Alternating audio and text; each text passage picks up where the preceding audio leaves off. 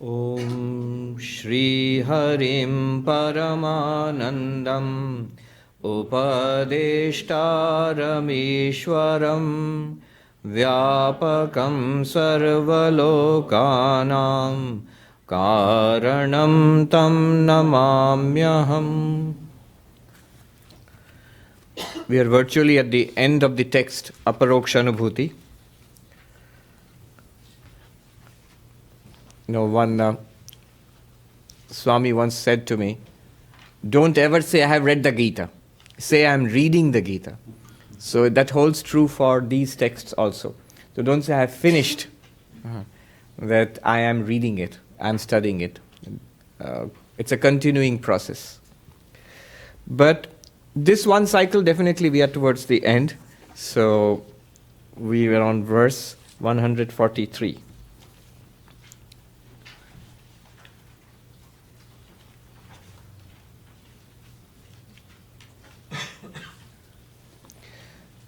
Ebhirangai samayukto Raja Yoga Udahritaha Kinchit Pakva Kashayanam Hatha Yogena Sangyutaha. The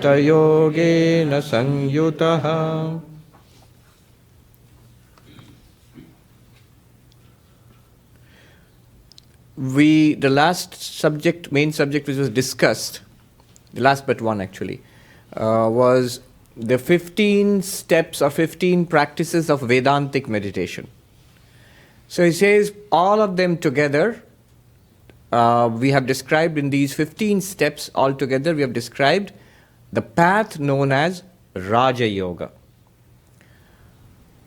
This has to be supplemented by what is called Hatha Yoga for those whose minds are not yet purified, who do not have the requisite qualifications yet.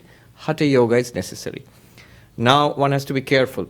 What does he mean by Raja Yoga and what he means by Hatha Yoga? What he means is a peculiar use of these terms, quite different from what we understand them to be. So, Advaita Vedanta, the path of knowledge, and the 15 practices of meditation taken together, what we studied, this whole text, this is what Shankaracharya is calling Raja Yoga. Not to be confused with, easily confused, not to be confused with Patanjali's Yoga Sutras, which Swami Vivekananda translated and commented in English here in New York. In the Vedanta Society of New York, the book Raja Yoga was first published here. I was just reading the lady who took down those notes. She said that one of the sutras would be read out, Swami Vivekananda would sit in meditation. In meditation, he would come across the commentary which he wanted to say. And she said, I always had to remain absolutely silent and with the pen dipped in ink. In those days, with the pen dipped in ink, she had to remain like that, absolutely quiet. And the moment he would open his eyes and burst forth with eloquent exposition of the sutras. That was Raja Yoga commentary on the Patanjali Yoga Sutras. Very different from what was done here. Only the term is same. That's why don't get confused. What Shankaracharya means by Raja Yoga here is Advaita Vedanta, the path of knowledge, Jnana Yoga. What Swamiji meant by Raja Yoga was the commentary on the Patanjali Yoga Sutras. All right. Now another term, again easily misunderstood, Hatha Yoga. What Shankaracharya here means by Hatha Yoga is this.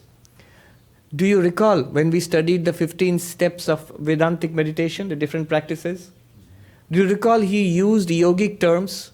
Asana, which literally means sitting. But of course Shankaracharya, for him all of them meant Brahman.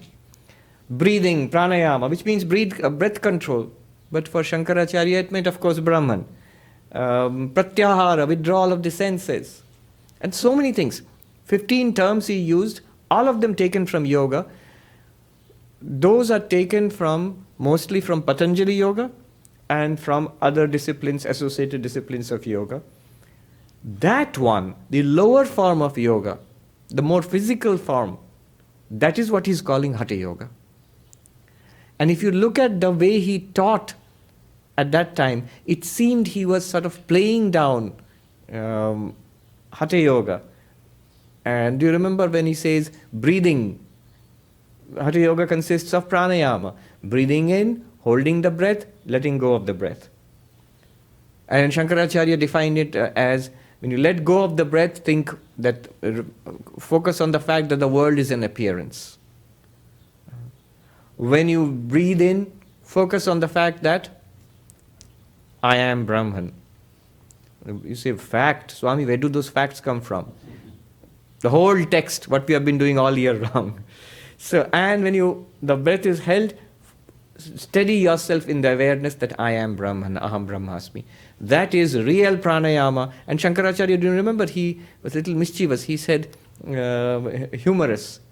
The other one is torture of the nose, grana pidanam. And like that, another place when he says posture of the body, to keep the spine erect, the waist and the chest and the neck and the head in one, in alignment. That is called posture of the body. And Shankaracharya said, establishment in Brahman, that is real posture of the body, not sitting erect like a dried up tree. Now, does it mean that he is denigrating the practices of what he calls Hatha Yoga, Patanjali Yoga and the other physical yogas?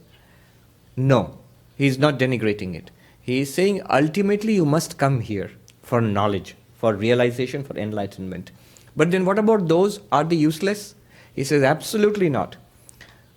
He says for kinchit pakva kashayanam, for those whose minds are partially purified. The impurities, lust and greed and anger and pride and jealousy, those which have not been completely eliminated from the mind. Those who have not yet got the fourfold qualifications of Vedanta, Vivek, Vairagya and all of that. For them, those practices are absolutely necessary.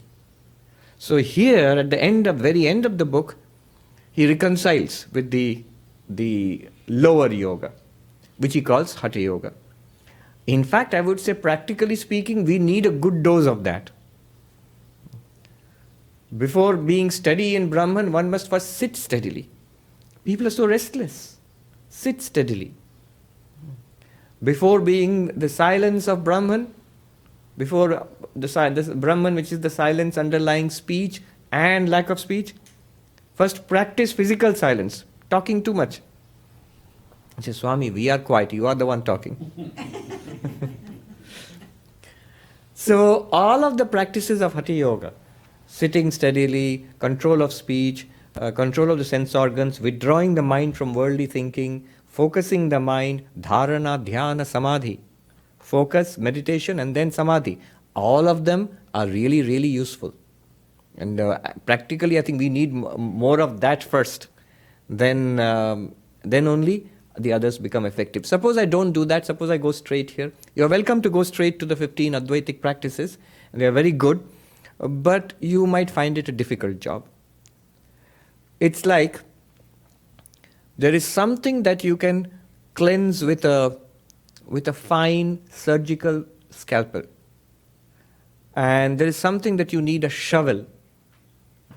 Now, if you use the surgical instrument to clean mud, you might be able to do it. It will take an enormous amount of time, a lot of unnecessary effort, and you might damage the instrument in the process. So, what instrument is required for what purpose? Bhagavad Gita puts it very clearly. Aru ruksho muner yogam karma karanam uchyate. Yoga arudasya tasyeva shamah karanam uchyate.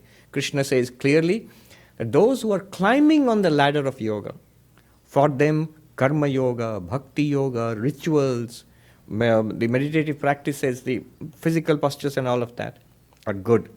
For those who have climbed pretty high, for them knowledge and also he says meditation, control of the mind and inward practices, the higher, more subtle practices are effective. I remember one Swami, a very senior Swami of our order, a very dynamic, he has led many big ashramas, a good administrator, done a lot of work. Once he told me, he has a lot of focus on work. So once he told me why. He said, it is precisely because we are average, ordinary, mediocre seekers.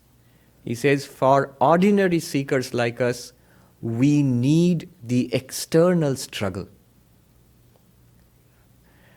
Advanced yogis can deal with the problems of the mind at the level of the mind.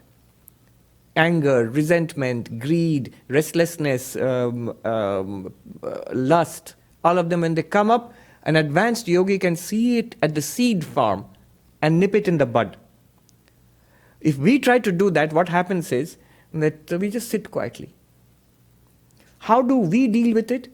We require an external challenge. Best challenge is dealing with difficult people. You to keep your mind cool in difficult circumstances, dealing with difficult people, with health problems, financial problems, working under pressure, standing up to ethical challenges. All of the challenges that one faces in day-to-day life, they are very useful for spiritual development. And part of that, of course, is the Hatha Yoga practices, which are external, but really useful. Who says we don't need external help? Swami Ashokananda would strongly recommend in 1950s, 60s in San Francisco Vedanta Society of Northern California. So he would recommend hard work. He would give a lot of work in the ashram for the devotees who would come. And then he knew there was some resentment that why doesn't the Swami teach us advanced meditation techniques? And so like this, what we just learned, 15 techniques. He knew that. So once he said, I know what you are thinking. You are thinking the Swami doesn't think I'm ready for these advanced techniques. Well, I'll show the Swami. And you will show me, but not in the way you really think you will show me. You will show me that I am right. So he says, for those whose minds are partially purified, who are not yet fully ready, all the other external practices are also useful, definitely useful. So your japa, mantra japa, very powerful. Even from an Advaitic point of view, extremely powerful preparation. Mantra japa, meditation, prayer, singing, puja, seva, the karma yoga that you do, all of them are really, really useful. They pay dividends. So both are to be combined. Then, in time, no. Best to do it together. Who knows when it will click. You say, if I do Hatha Yoga, all the physical practices for 40 years and then I will come to the class. No, who knows what will happen after 40 years. So, come to class, learn these things and let your mind dwell on all your practices, both religious and secular, as well as this Advaitic teaching. Then the 144th verse.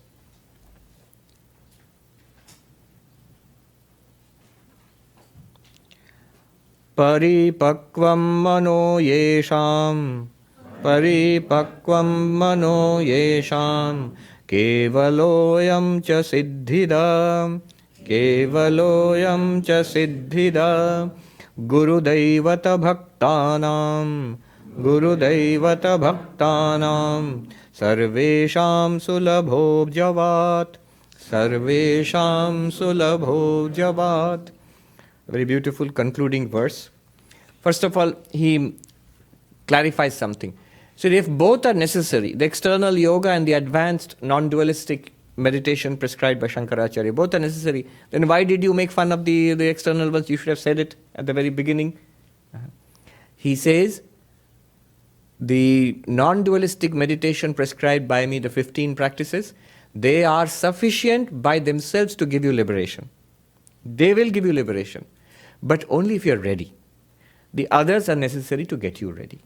So if you say, are these enough to give me liberation? Straight answer is yes, the 15 practices are enough. But it depends on what stage you are in, what stage we are in.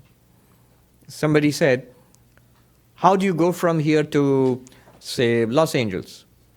You take the plane, and in Then to the airport you take the car. Say, no, tell me one. Both are necessary. You'll have a big problem driving from here to Los Angeles. It can be done. It's a long trip. And the plane, you need the car to go to the airport. Otherwise, the plane cannot take off. You can't take the plane then. So both are necessary.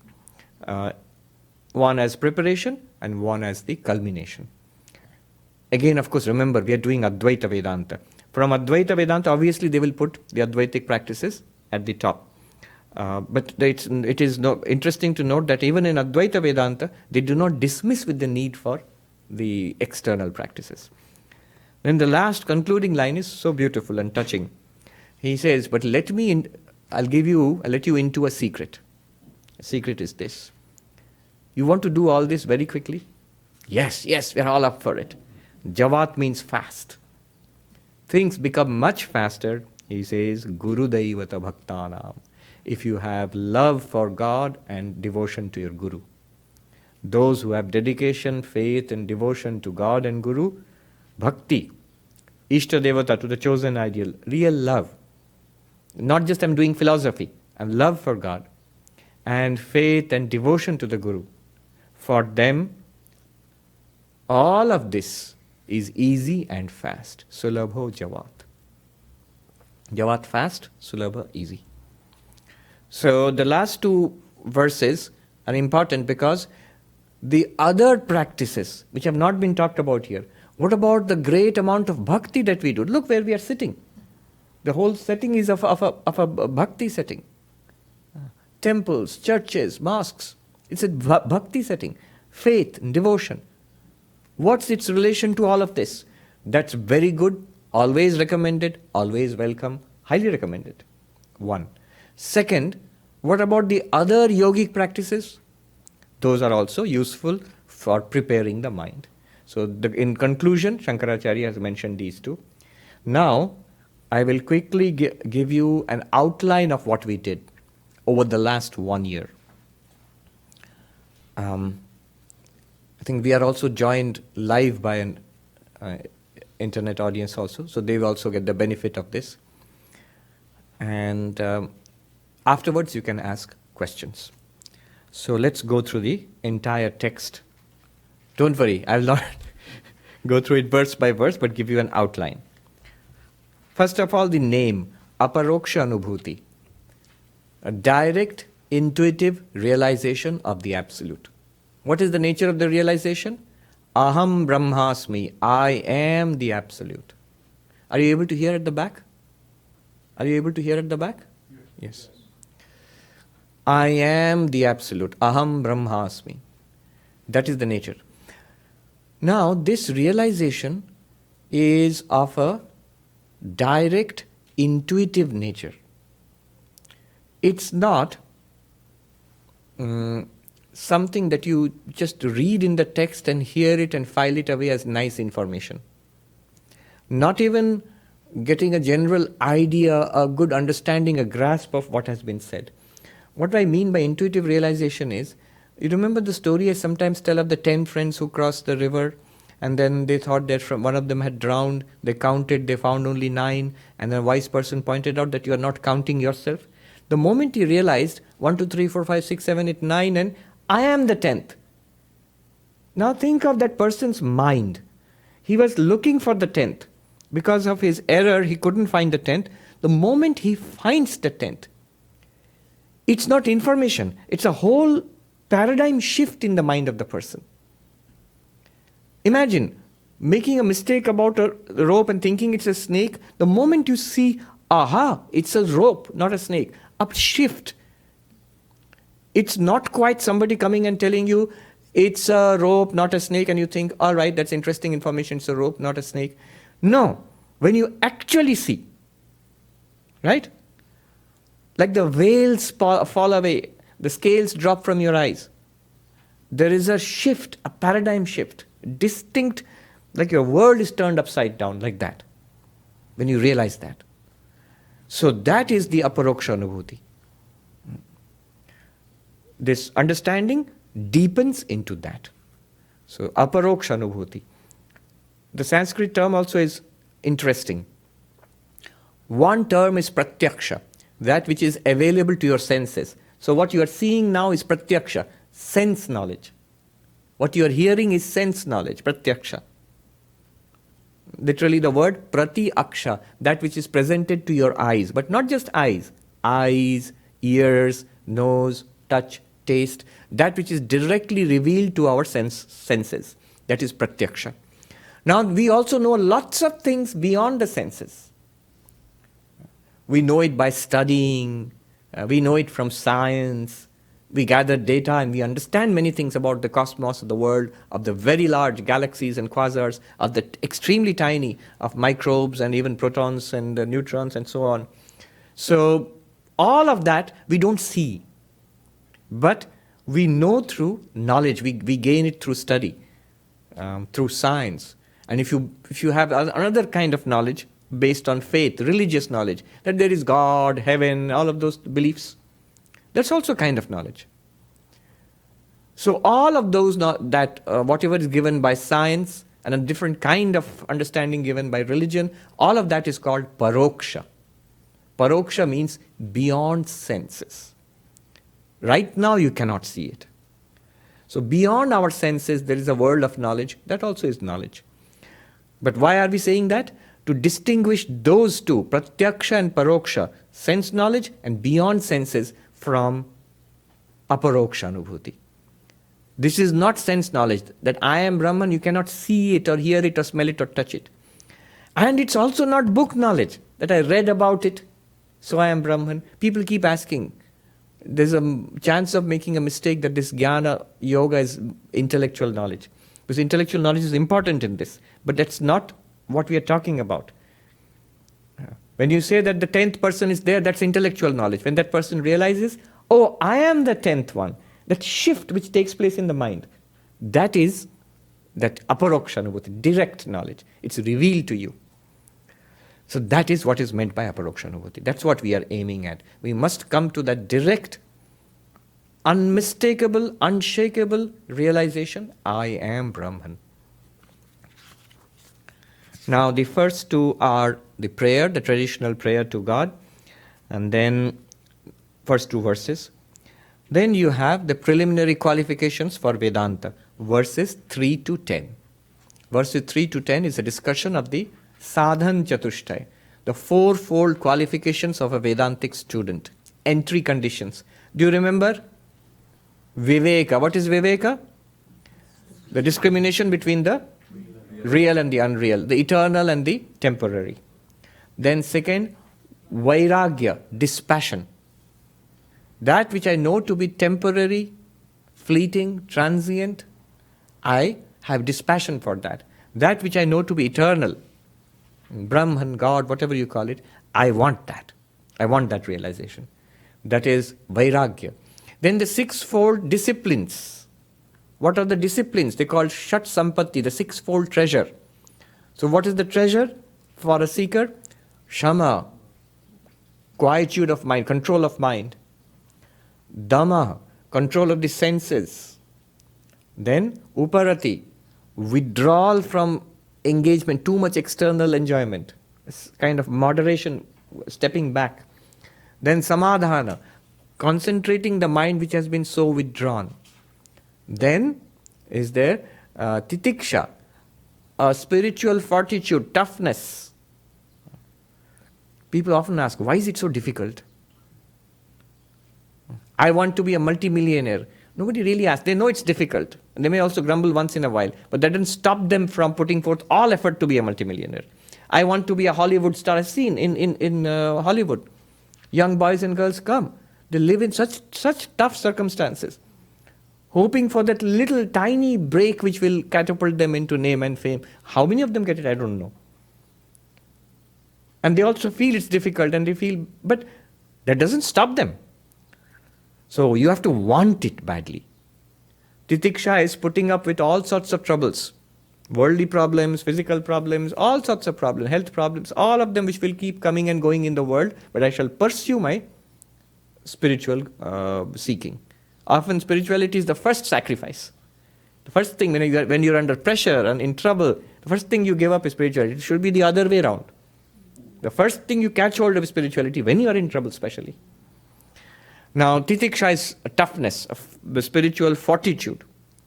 And then shraddha, a working faith in the teachings of the texts and the teacher, that what they are saying is right. I don't get it yet, but let me persevere, I'll get it. Not blind faith, not a belief system, but a working faith that what the teacher and the texts are saying are true. And then the fourth of the fourfold qualification is mumukshutvam, an intense desire to be free. An intense desire to be free. One thing you remember about it, which is not mentioned here, but I mentioned an important inner secret about it. They are causally linked. One leads to the other. So Viveka leads to Vairagya, Viveka and Vairagya together lead to the strengthening of the sixfold treasure. And when you have all of them, more and more, then the yearning for spiritual realization grows. So causality. If you find a deficiency in the effect, strengthen the cause. I don't have dispassion for the world. What do? Don't struggle with the world. Go back and strengthen Vivek. Discrimination. When you strengthen that, automatically dispassion for the transient will come. That's how it works. Then, the next topic is from verse 11 to 15, inquiry, vichara. Vichara. How will I get Aparokshanubhuti? That enlightenment, that knowledge that I am Brahman, how will I get it? What is the method of Vedanta? The method is inquiry. Method is getting knowledge. How will you get knowledge? By inquiry. That inquiry, the process of inquiry, how do you inquire? It will be taught. So the process of inquiry is called vichara. Inquiry into what? Inquiry into the world. What is this world? Inquiry into the nature of God, Ishvara. But most important of all, inquiry into self, Atma. Who am I? What am I? Inquiry into self. What is self and what is not self? Atma, Anatma. Self, not self. So these three inquiries, all of them will lead to the central truth, realization, I am Brahman. I am Brahman. Then the inquiry starts. So basically, this book has two main teachings, and those are the two main teachings of Vedanta, the two-step process.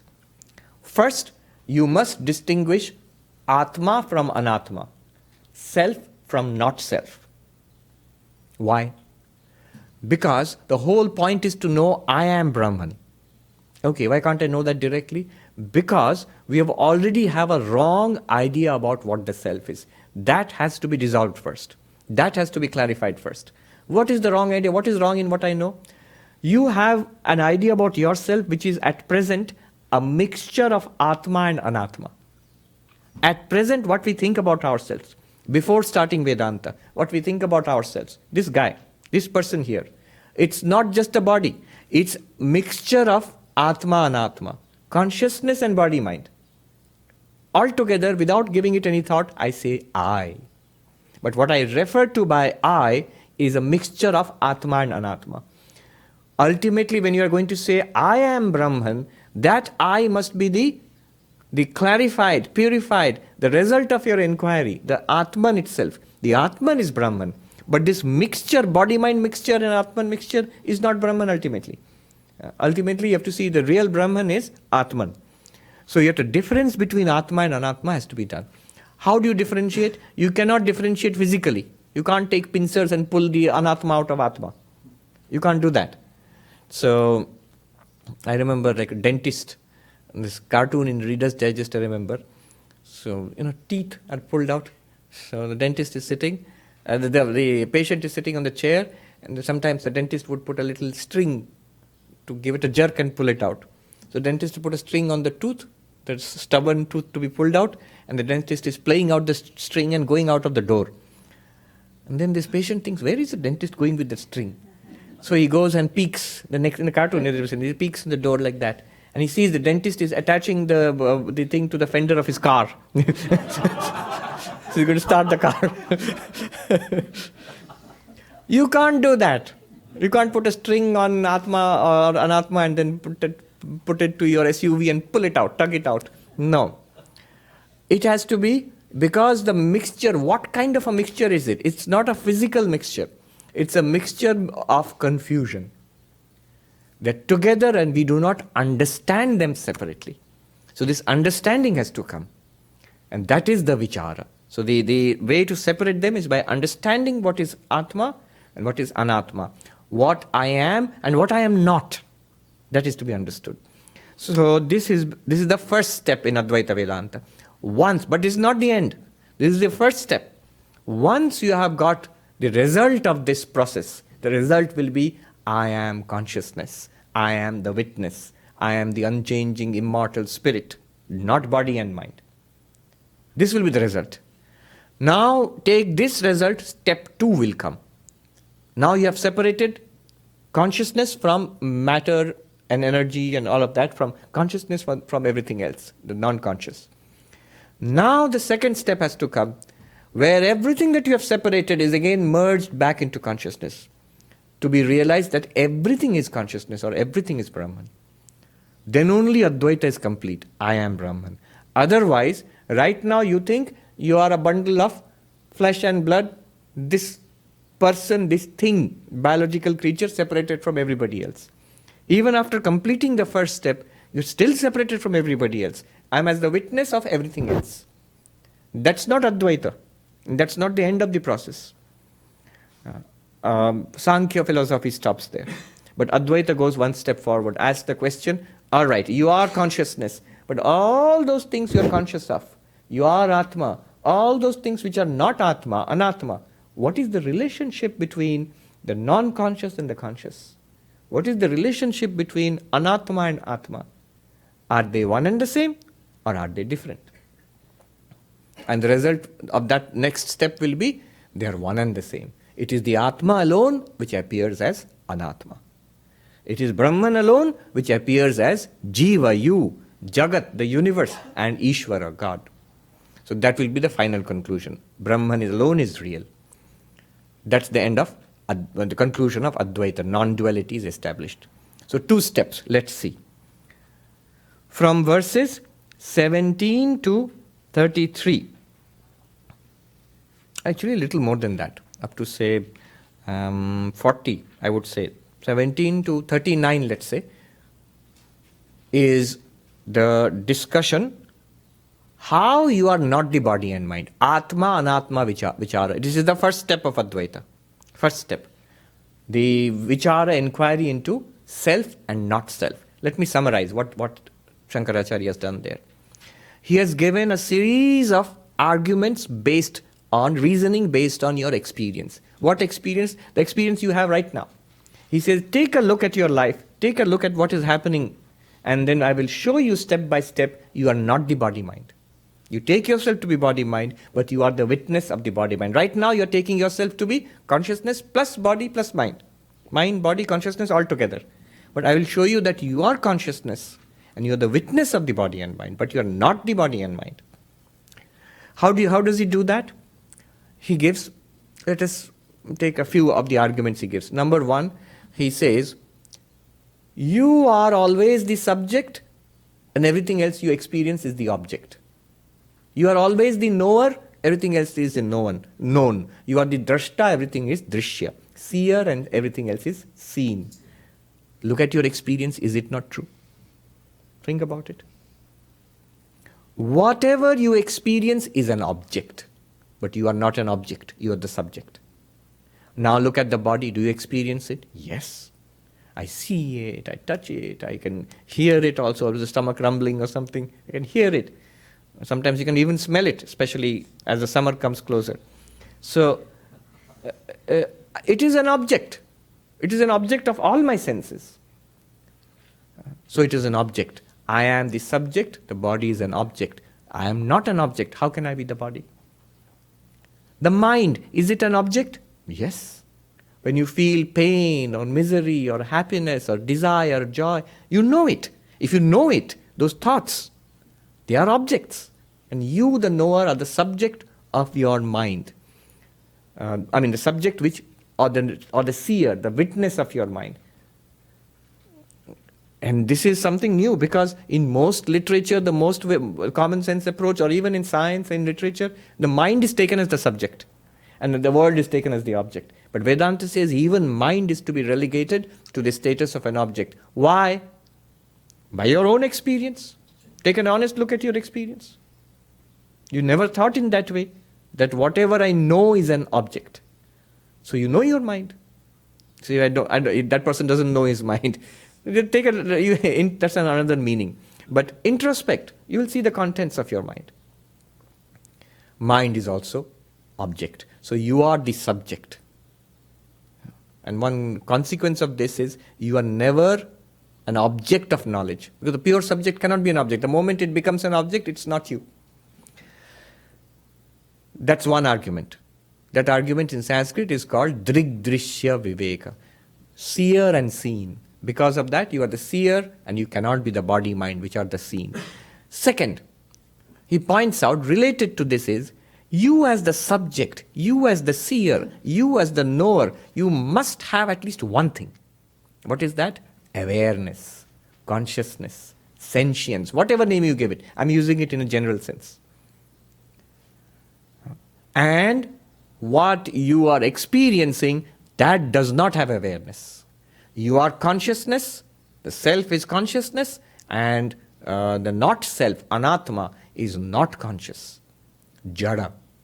Though it may appear to be conscious, because there is a tricky thing here, because it borrows consciousness from you. The body appears to be consciousness. For practical purpose, body and mind are conscious, because they are that reflected consciousness, you remember, Chidabhasa, that gives it illumination and consciousness. It can use the consciousness, channel you the consciousness through body-mind. That's why they appear to be conscious.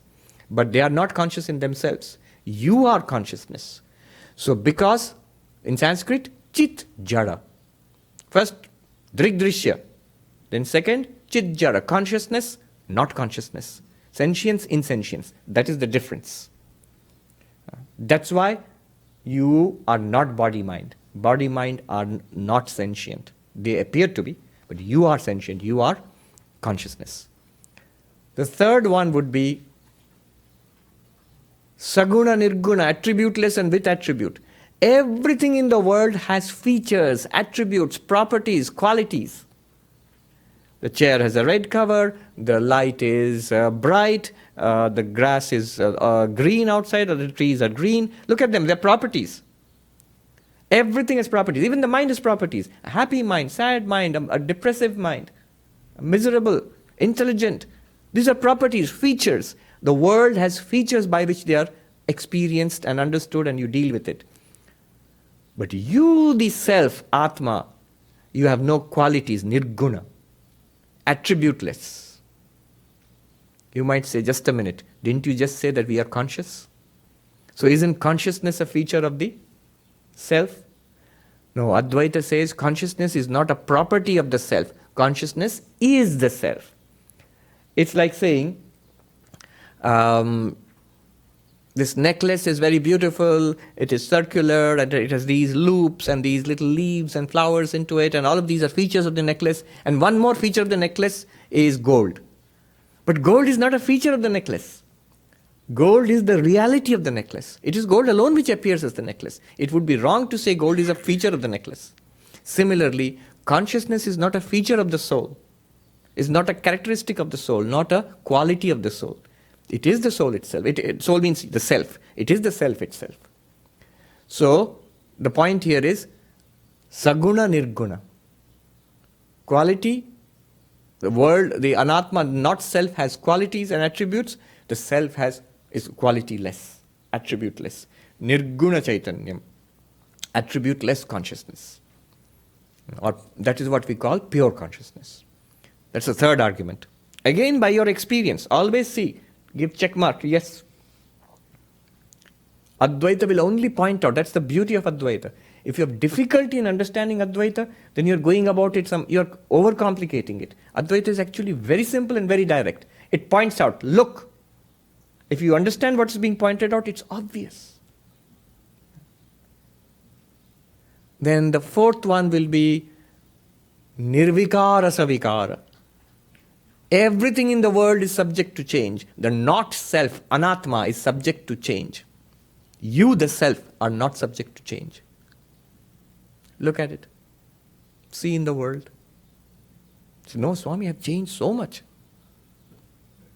What has changed? The body. The body is subject to 6 kinds of change, according to the traditional way it is put. Shadvikara. Jayate, it is born.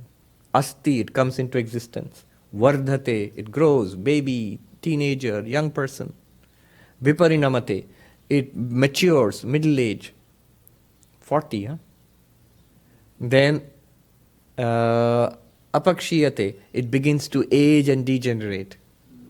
And then nashyati, death, destruction. All of them of the body. Not consciousness. Mind also changes much faster than the body. Every day it changes. All the time it changes. From morning till now, how many times irritated, how many times grinning, how many times frowning, smiley and frowning, and then emoji they call. How many times? So many times. From morning to now, you'll see, mind has changed so much. It wakes up. It sleeps and dreams. It goes into deep sleep. The huge changes in the mind. They're all mind. So, mind changes, body changes. You are not unchanging. Then how can you be the mind-body? Atma anatma. You are not the mind and body. That was 4th. One more. You can go on. Many are there. I know at least about 9 or 10 differences. But let's take one more and stop. Ekam anekam. You are one. And everything in the world is many composed of parts, analyzable into parts. Everything you see in the world. In a deeper sense, the technical term would be nirvikalpam savikalpam. You are without any modes. The world has many modes of existence. Savikalpa, with vikalpa. The world, everything in the world has parts, is compounded. The Buddha put it this way, all compounded things decay.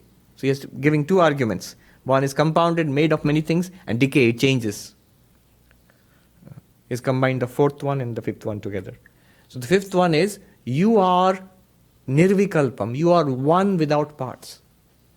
And everything in the world, including the body and the mind, they are analyzable into parts, they are compounded.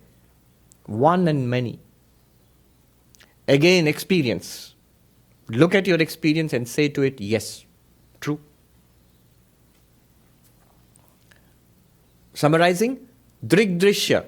Because of drigdrishya, I'll give you only the Sanskrit.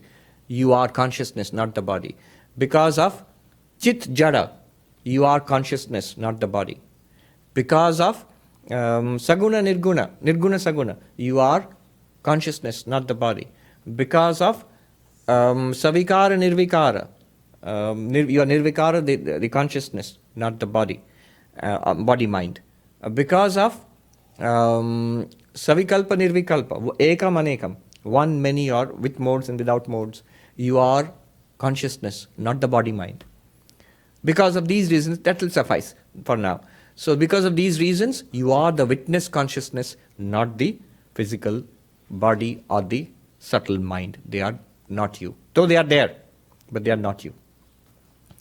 Now, we go to verse number 41. Having completed this, 41 is an interesting verse. It gives you a shock there.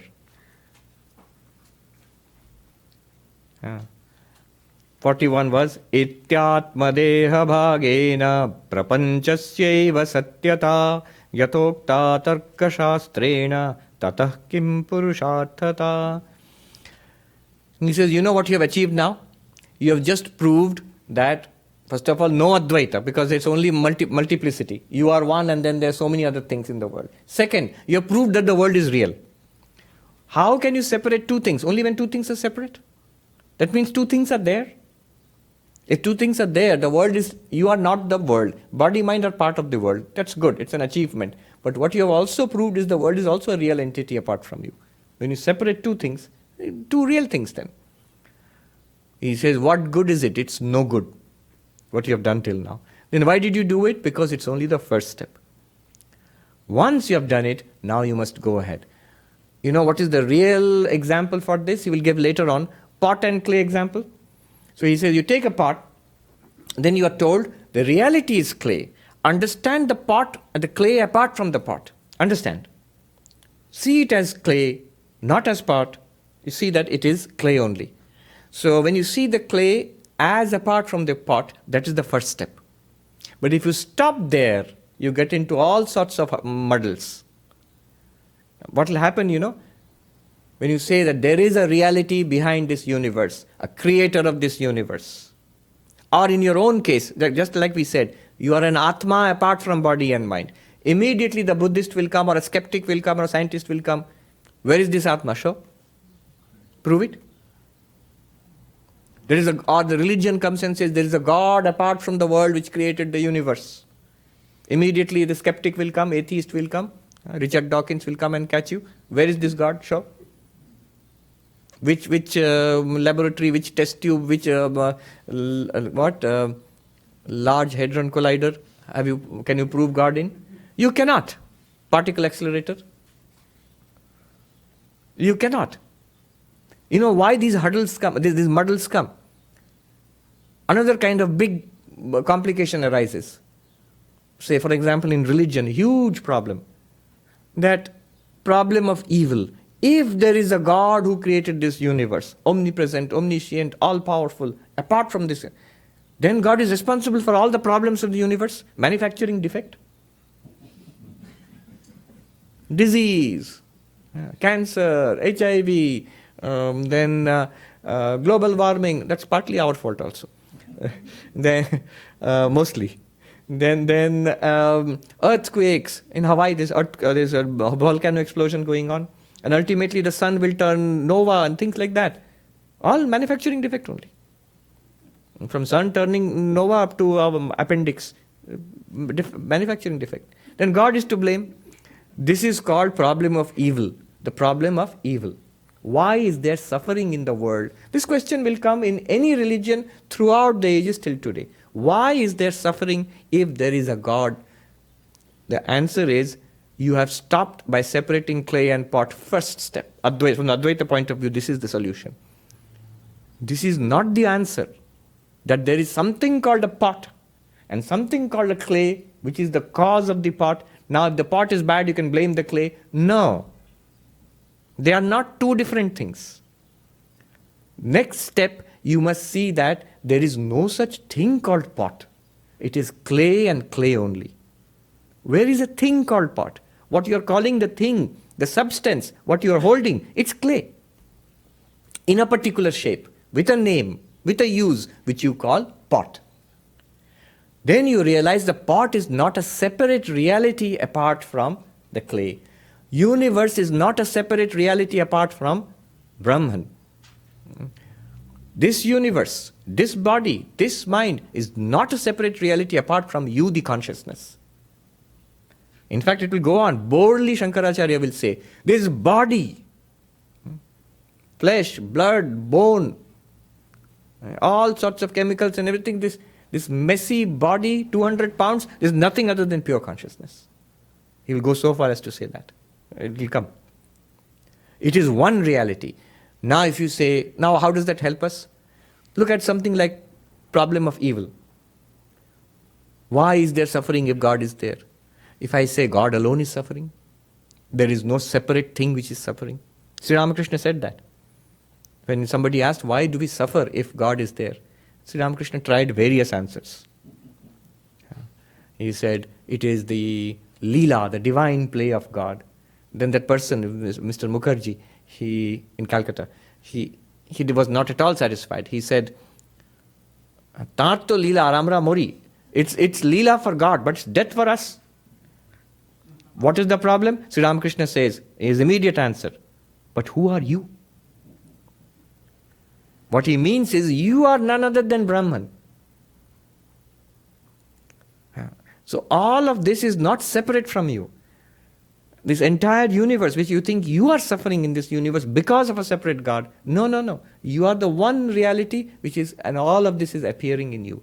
It is not a reality other than you. You, but by you I mean consciousness, Satchidananda, not this body-mind. This problem arises if you separate clay and pot. But ultimately you must complete the whole process. Pot is nothing but clay, and clay alone is the reality. This universe and jiva are nothing but Brahman. Brahman alone is the reality. Brahma Satyam, Jagat Mithya, Jiva Brahmeva Napara. If you leave the clay and the pot separately, God and world separately, clay and pot separately, Alan Watts, very humorous, is a British philosopher who lived in the Bay Area in the 1950s, 60s, Alan Watts. He says this clay and pot example, if you stop there, he says, if you stop the clay and there's a cause called clay and there is a effect called pot, this clay pot theory is actually crackpot theory, he said. He calls it a crackpot theory. Unless you complete it, he says, it's one reality, it's not a clay and a pot. So that one is completed. Next, Shankaracharya starts, he says, from 41 to 89th verse, long thing. He shows that it is one reality. How does he show it? Very quickly. First, he quotes heavily from the Upanishads. No longer, see, methodology has changed. He's not taking your experience and then giving arguments to prove it. Rather, he's using pointers from the Upanishads, and then you see the world like that. But first, you must have completed the first step. Otherwise, it will not make sense. So, pointers from the Upanishads. I think he has quoted 4 kinds of statements from the Upanishad. One is direct statement. Everything is the Atma. You are Atma consciousness and everything else is also Atma. Sarvam Atma. Brihadaranyaka Upanishad says. Direct quotation from Upanishad. He has used that kind of quotation. Second kind of quotation which he has used is in Kathopanishad. Neha nanasti kinchana. There are quotations in the Upanishads which deny that's Manhattan. Which deny plurality, deny duality. Neha nanasti kinchana. There is no multiplicity here whatsoever. It looks different. Even after this, it will still look different. But there is an underlying identity or oneness. So that's the second kind of quotation which denies multiplicity. First is affirms everything is Atma. Second one denies multiplicity. Third one criticizes duality. Mrityu samrityum apnoti ya iha naneva pashyati. The one who sees multiplicity here, duality here, will go from death to death. It's a criticism. It's a criticism. You're criticizing duality, which means, he says, one non-duality is the reality. Praising non-duality. So that kind of quotation is there. Atatasya bhayam bhavati. Ya udaram pashyati. That means in Taittiriya Upanishad it is said that one who sees the slightest difference here between you and anybody else, if you see the slightest difference here, you will be subject to fear. This criticism of Dvaita, difference. And the third and the fourth type of quotation he gives is all duality, all multiplicity is based on ignorance. Which means if multiplicity or duality is based on ignorance, then non-duality must be knowledge. In knowledge, non-duality. In ignorance, duality. So different kinds of quotations he has given. Then the next, he gives a barrage of examples, a battery of examples to show the oneness of you and the universe. Like, he gives, I counted 15 examples. So I can repeat it also, but 15 distinct examples, separate examples. 15 examples. Let me give you some. This is from verse number 59 to 74. 15 examples. All the classic ones, you all know it. Clay pot example. As the pot is not separate from the clay, universe is not separate from consciousness, from Brahman. Silver and nacre. The nacre, the seashell, sometimes shines like silver, though it's not silver. So silver is actually, as the seashell shines as silver, exactly like that Brahman shines as the world. World is not different from Brahman. Snake rope. You're all masters of the snake and rope example. Gold and the jewels. Gold and the ring. Of course, we all know, very familiar with it. Then mirage and water. Very familiar with it. Maru Marichika. Blue sky. Though the sky appears to be blue, it's not really blue. Though Brahman appears to be the world, it's not really the world. There's no world apart from Brahman. Water and wave. Again, we are very familiar with it. These are some examples, but there are 15 examples quoted by Shankaracharya, verses 59 to 74. How is this possible? Can consciousness appear as a body? It seems this solid body here, you are saying it's consciousness. So he says, by ajnana, ignorance, ignorance can make something appear as completely different, something totally different.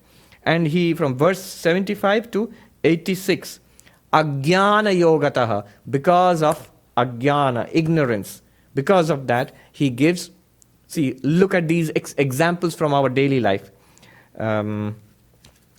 75 onwards. So for example, he says, just as a very beautiful example, I love this, as a tree or a forest reflected in a lake. Every bit of that reflected forest in the lake, every bit of it is what? Water. But it looks like trees and shrubs and sky, even birds flying. So many things are happening there. None of it is there. It's just water.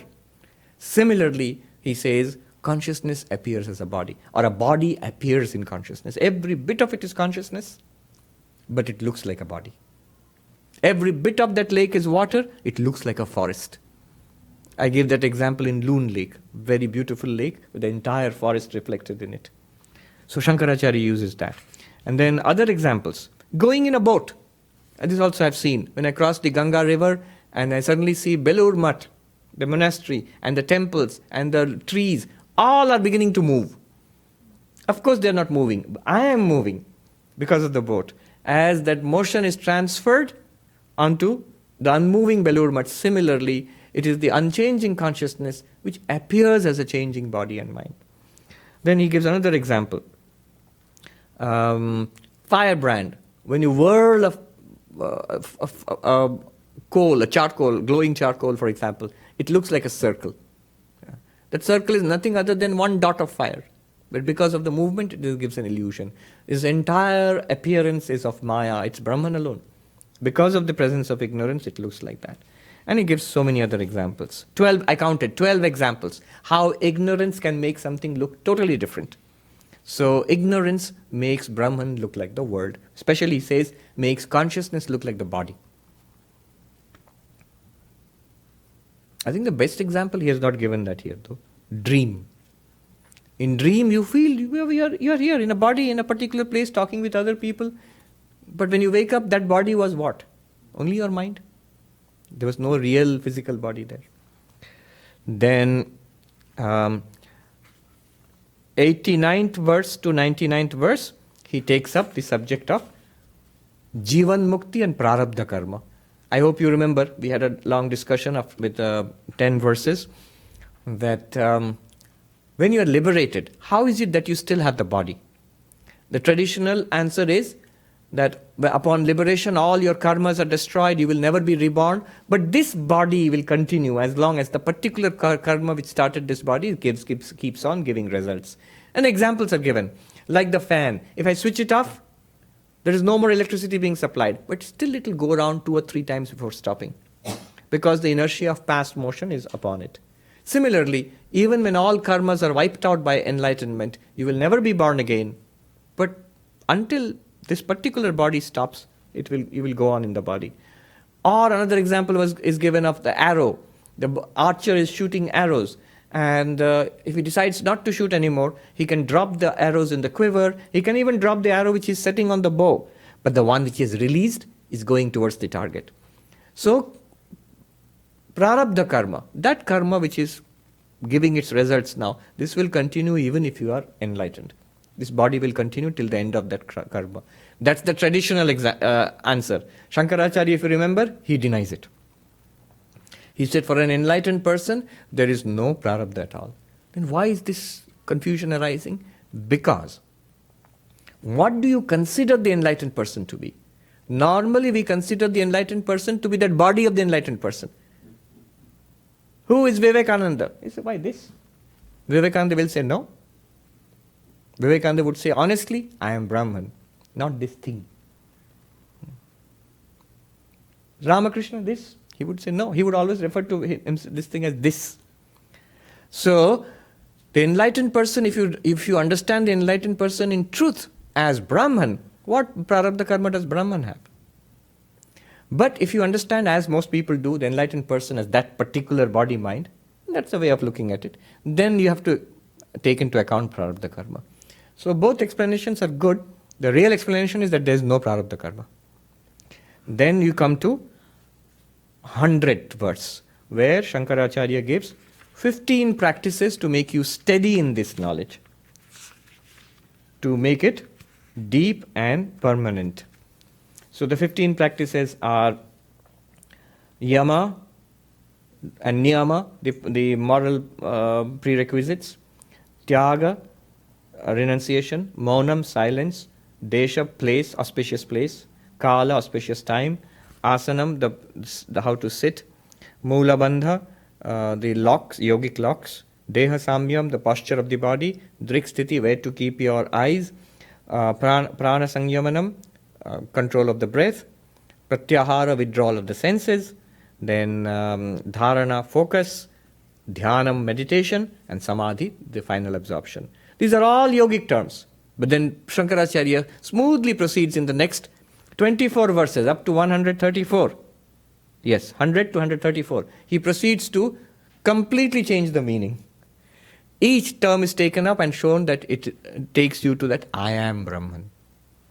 For example, I just gave that example, breathing in, holding the breath, releasing the breath. He says, releasing the breath means world is an appearance. Breathing in means I am Satchidananda. Holding the breath means stay there. I am Satchidananda. So he is using only the shell of the practice to point to the fact that you are Brahman. And he points out the obstacles that will come in the practice of meditation. That also he points out. And then also he encourages us to practice these 15 steps assiduously, sincerely, intensively for a long period of time. Then 135 to 39, he points out the essential method of Vedanta, what was happening in the whole book. And what was the method of Vedanta? He points out in 135. Yes. Karye karanata yata karanena hi karyata karanatvam tato gachet karyabhave vicharata. He says, inquire in this way. What is the inquiry? First, take something as an effect, see its cause. Then realize the effect has no existence apart from the cause. If the effect has no existence, then the cause is not really a cause, then this reality alone remains. What does that mean? He says, next verse, take the example of pot and clay. Clay pot example. So first, the pot is an effect, the clay is the cause. Then next you realize the pot is true and true clay. There is no thing called a pot. And that means if the effect is not there, pot is not there, how can you call the clay cause? What is it a cause of? It's not really a cause. If clay is not really a cause, then clay alone remains. But here, clay does not alone remain. What he says, take the world first, effect, call Brahman the cause, then you see the world is true and true Brahman, and then that means if there is no world, then Brahman is not a cause. If Brahman is not a cause, then what happens? He says, avashishtam bhavet munihi. You remain. You would like to say the Brahman alone remains then, just like the clay. No, you alone remain. So that is the methodology, what was done in the whole of the book, or the bulk of the book. But it must be completed, that second step. Otherwise, you might say, oh, this is nice philosophy. Practically, is there any consequence? Big consequences there. Huge consequence. I get letters, emails almost daily. Just recently somebody wrote that I understand I am the witness consciousness apart from body and mind. But then what is the point of life? I am separated from everybody else. I feel apathy. I don't feel any interest in anything. They're all not me. They're all separate from me. Then what do I do now? No, they're not separate from you. You are the universe. If you want to do anything, every good cause is your cause. Everybody's suffering is your suffering. How can you sit still? All the spiritual, these service works of the Ramakrishna order, they were inspired by this feeling of oneness. Akhandanji prayed, let me see God in all human beings. The moment he saw that, He wanted to run away to the Himalayas and meditate for the rest of his life. When he saw the people suffering, that little girl who was sitting and weeping, there was a famine, everybody, she was reduced to a skeleton. And then he asked why. He said, that little girl, she's a little Muslim girl, she said that the entire possession of her family is the one pot, the pot again. And I broke the pot by mistake. Now if I go home, my mother will beat me. And so she's sitting there and crying. And Nakandanji could not bear it anymore, this emaciated, starving little child, and crying because she is going to be beaten for that little pot which is broken now.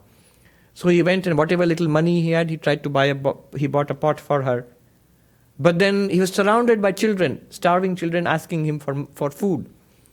And from there onwards, he settled down there itself and started that ashram and, spent the rest of his life in service of that same Brahman in everybody. He did not say, I am the witness consciousness, I am Atma, all this is Anatma. Everybody else and pots and everything are all Anatma. I don't care if the pot is broken. He didn't say that. How can he say it when it's me? I feel the pains and sufferings of this body, and I work so hard to take care of it and provide it with what it needs. If like that, I am identified with everybody, how can I say I have nothing to do, I'm bored? So if you don't complete the process, you will be stranded in that magnificent isolation. Like a star in the darkness of space, you shine alone in your own splendor. And nothing else is there. That's also a particular state. Sankhya philosophy speaks about it. German philosopher Leibniz, he thought about it. He stopped there. It's called Leibniz's monad. And ultimately we are monads, bits of consciousness, all separated from each other. But this is a kind of stark and scary and sad kind of outlook on life. But Advaita is not that. If you stop there, clay, and separate the pot from the clay, Alan Watts said, crackpot theory. That's why you are suffering. So it is one reality. And then 139th verse, very nice. He sums up this whole method. Karyehi karanam pashyet, paschat karyam visarjayet, karanatvam tato gachet, avashishtam bhavet munihi. First see, in the effect see the cause. Then dismiss the effect. Then the causality of the cause is lost. So what remains? Brahman itself? No, he says you remain. Avashishtam bhavet muni. You, the pure consciousness, remains. So this is the conclusion of Vedanta. And then he encourages us to seriously practice it continuously. 140 to 44, urging us to practice continuously. And concludes by saying, do not neglect the other practices. The lower yoga is very useful. Devotion to God, devotion to Guru are extremely important. Those who have that will progress and find it easy to realize all of this in this very life. So that is the conclusion. Now with a peace chant, I will end.